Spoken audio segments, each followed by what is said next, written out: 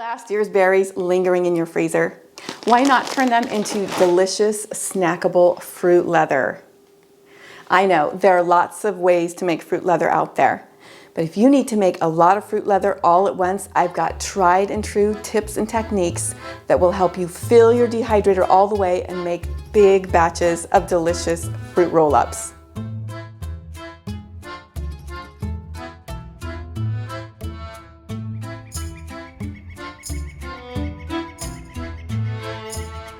Hi, I'm Michelle, and I'm here to help you create your slice of country living wherever you live.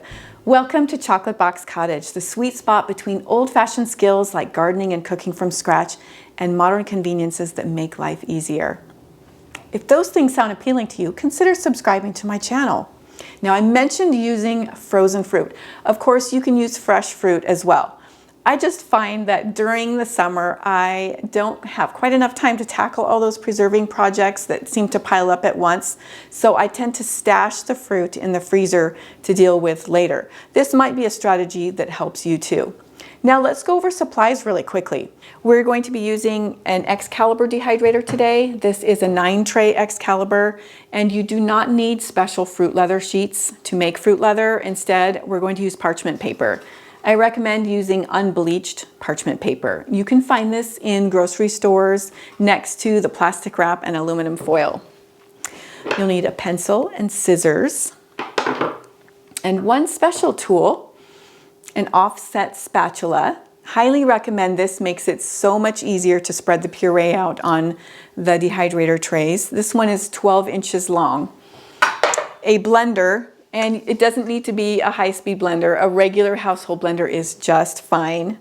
You'll need a spatula, a 2-cup liquid measuring cup, a roll of masking tape, and storage jars. If you're repurposing, make sure that the jar and the lid smell clean.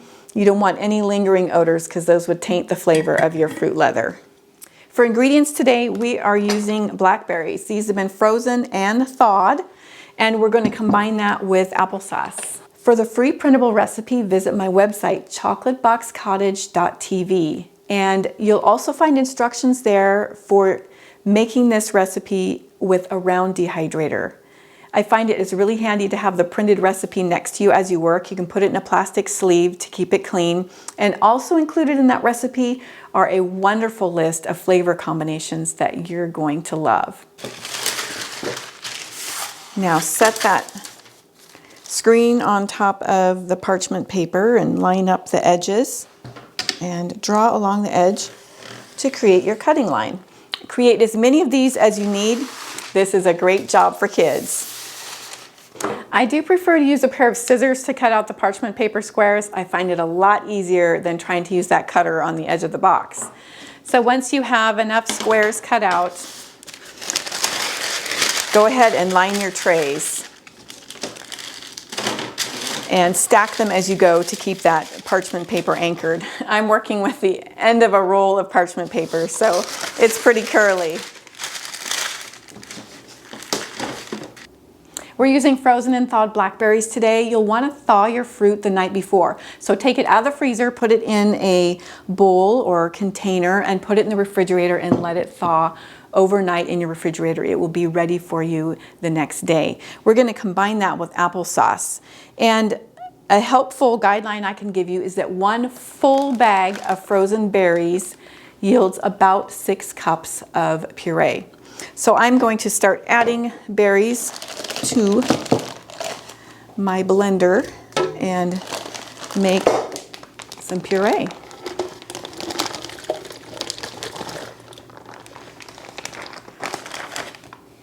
There we go.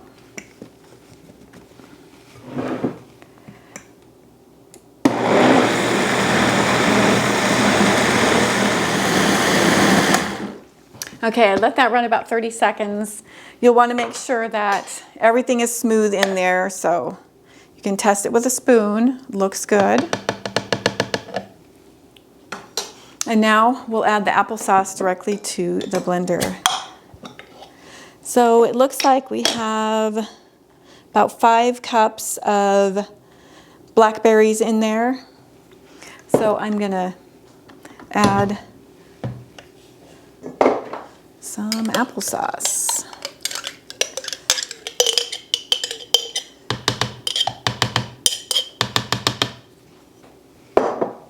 And I think we'll open another jar. Because I'm aiming to get about half. It doesn't have to be exact, but about half applesauce and half berries. Now, of course, you want to make sure the lid is on tight. And back up the speed to low. And we'll let that have a moment or two to combine thoroughly.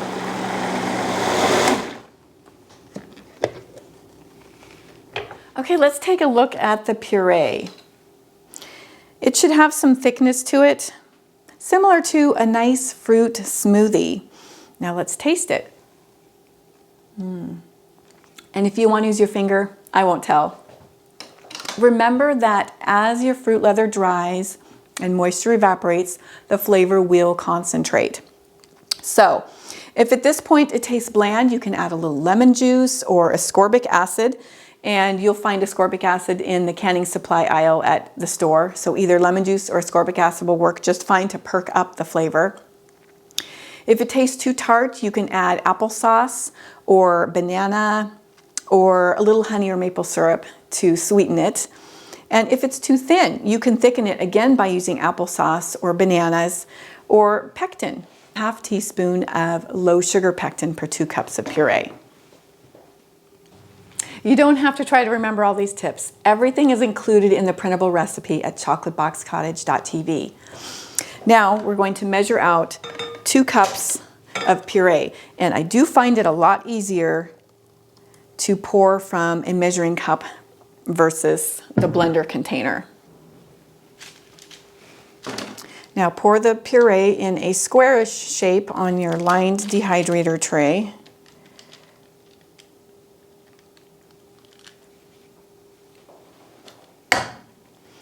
And take your offset spatula and just begin spreading it as though you're frosting a cake.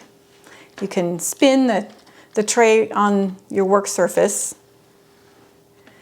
and just keep spreading and spreading. Make sure that you leave a little bit of margin at the edge. Go around the edges first and push it into the corners a little bit. And then smooth it out.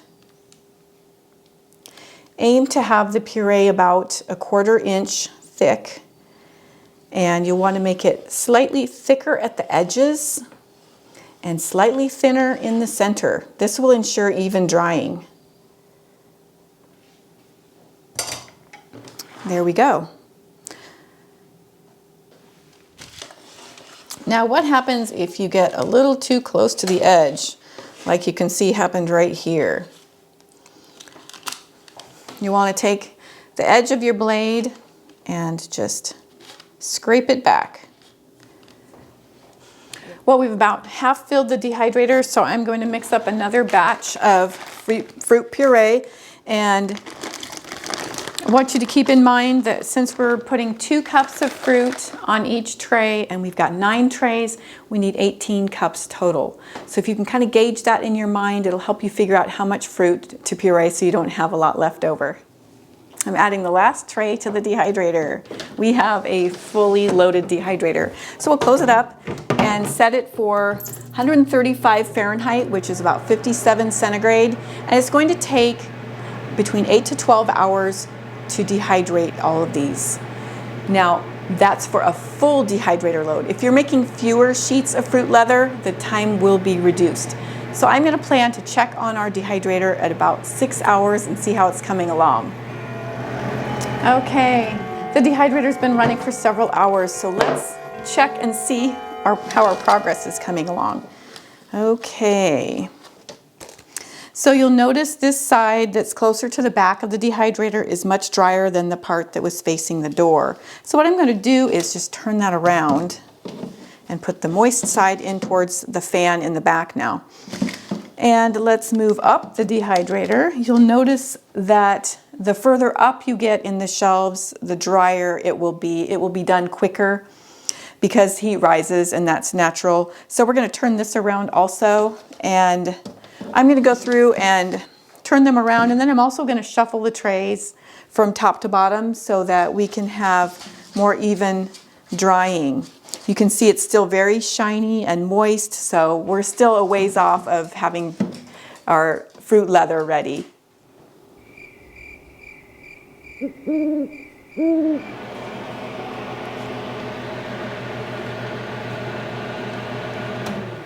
A few more hours have passed, and it's time to check on our fruit leather again. You'll notice I have a little note here on the door to remind me to check it at intervals so I don't just completely forget about it. If you're finding this video helpful, would you please go ahead and give it a like? Now let's pull out one sheet, and you'll want to evaluate each sheet of fruit leather individually to decide whether it's done. So pull it out and touch it all over. It can feel tacky, but it should not feel gummy. And it should feel flexible, not hard or crispy. This is good. So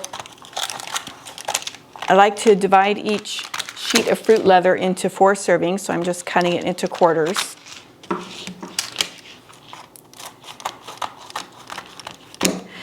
And remembering that each sheet of fruit leather started with 2 cups of fruit puree means that each serving is half a cup of fruit. This is a really handy piece of information if you have a diabetic in the family.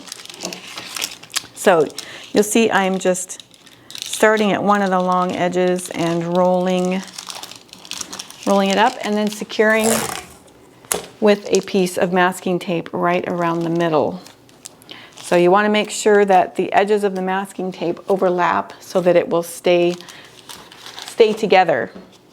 I'm going to continue cutting servings and rolling them up. So I'll see you in a few minutes. I ran into a sticky one and I wanted to show you. When I touch this one, it's definitely sticky. It's squishy, and my fingerprint, it leaves a fingerprint when I touch it. So that means it's not quite done. It's close though. So I'm just going to put it back here in the dehydrator and give it a few more minutes while I'm cutting and wrapping the rest of these. That one will continue. And I also wanted to show you that this one I cut up into quarters, and then I noticed that right along the seam where I was cutting, it still looked shiny and gummy and sticky in there. So I just put those cut edges towards the back of the fan, pop that back in there, and let that run for a few minutes. Are you sure? Tell me all about it. No. Got the full batch of fruit leather in a glass jar here. Fruit leather is safe at room temperature in your pantry, so you can store it right on the shelf in your pantry. It'll last in good shape in a glass jar like this for about a year. If you decide to store it in a plastic container or something like a plastic Ziploc bag, just be aware that the flavor and the color will start to fade in about 3 months. It's not that it's bad, it's just that it doesn't taste quite as scrumptious. Now, are you wondering how much this is worth? What is the cash value of a batch of fruit leather? Well, if you think about it, we've got 36 servings, and each serving is about the equivalent of $2.50 to $3 worth of commercial fruit leather. I used organic fruit. So that means this jar is worth between $90 to $108. That's right, we have a $100 bill in this jar. Now that's a worthwhile preserving project. Every time you fill your dehydrator, you're putting about $100 into your pantry. But more importantly than that, you have 36 servings of pure fruit goodness to give to your family. No preservatives, no unpronounceable ingredients. You know exactly what's in this jar, just fruit. Well, thank you for joining me this evening in the kitchen at Chocolate Box Cottage. If you have any further questions about fruit leather, feel free to leave them in the comments, and I'll see you next time. Bye-bye.